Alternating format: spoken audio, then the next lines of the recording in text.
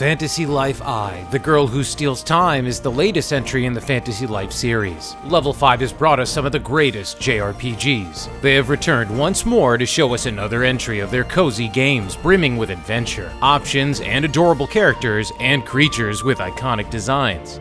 In some cases, Level 5 goes into a more shonen approach with titles such as the recent Megaton Musashi, or even a Pokemon knockoff like the Yokai Watch games. Fantasy Life is best compared to something like Rune Factory combined with hints of, and I hate to say it, the job system from Final Fantasy XIV, due to its on-the-fly, flexible job system. Packing many ideas between vastly different games and throwing some home editor software in there, and you're left with this curious and charming concoction of a game. Cozy gaming has become all the rage with their cute and relaxing, less than challenging environments and otherwise cottagecore approach. Fantasy Life I, The Girl Who Steals Time, might be the one to end them all. Starting as a player-created avatar, you and a few others sail the ocean to discover a giant fossil of a dragon head. Returning home, a massive black dragon ambushes your return home, nearly sinking your ship to smithereens. At the darkest hour, the fossilized dragon reanimates to life and defends you from total annihilation with a large, powerful beam, staving off the threat. There's a total of 14 different jobs, or lives as they're called, to play and switch between.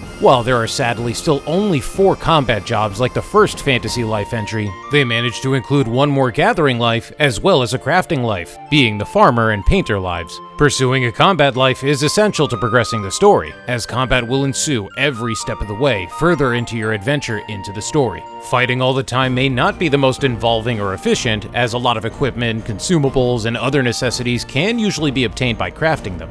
Playing as a hunter during my experience, it became immediately apparent that I should pick up the lumberjack and carpenter jobs, as they would assist me in making better bows to hunt down my enemies with. In addition, the lumber I would refine would also be useful for completing some of the almost endless number of optional quests you'll find in almost every inch of an inhabited area. This progression felt pretty satisfying for a cozy game, as it made me have to go out of my way to get materials to make better weapons and equipment.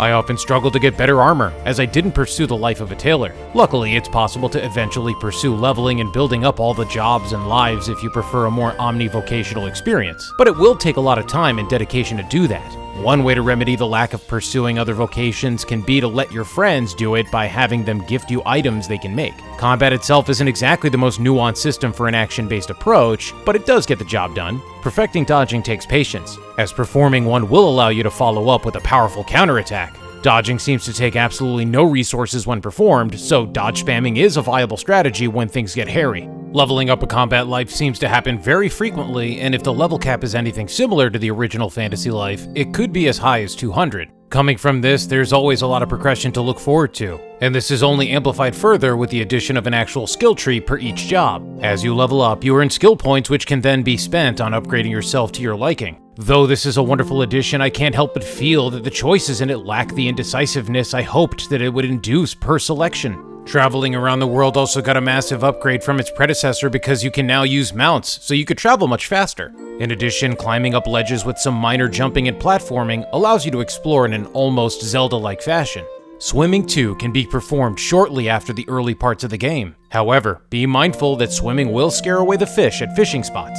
Fantasy Life I, The Girl Who Steals Time, is truly one of the most vast and coziest games I've ever played. After playing for dozens of hours, I felt like there was still a lot more to discover just from the world map alone. With the addition of finding hidden treasure and recipes for ultimate weapons all over the map, there are even your usual hidden creature types scattered around the world.